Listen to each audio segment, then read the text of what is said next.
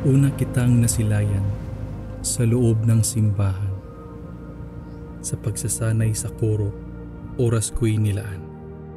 Di mapigilang sa iyo'y mabighani, sa mga mata mong lumilit sa tuwing ika'y ngumingiti. Sa boses mong mahinhin, ako'y natatangay ng hangin. Hindi mapigilan ang pintig ng puso, ang munting mundo natin dahan-dahan nabubuo.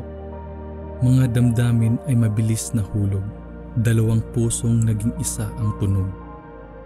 Iba talaga tumama ang pag-ibig, parehas tayong sumabay sa himig. Ngunit hindi pala sapat ang pag-iibigan, langit at lupa pala ang ating pagitan. Ang munting mundo nating nabuo, unti-unti nang napasok ng kung sino-sino. Matitinding damdamin kinakailangang isilid dahil hindi na sumasang-ayon ang ating paligid. Sinubukan kong lumayo sa ibang lugar na kipagsapalaran.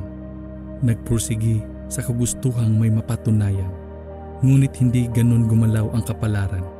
Mga hangad nati hindi agad makakamtan, kaya ako'y bumalik sa lugar na pinagmulan, umaasa na ika'y muling masulyapan.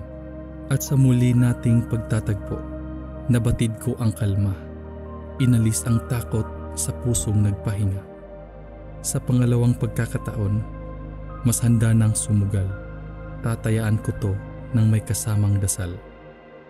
Ipinakita ko sa iyo ang totoong ako, tinanggap mo ko at buong pagkatao. Sa araw na iyon, ako na ang pinakamasayang tao, hindi makapaniwalang narinig ang matamis mong oo.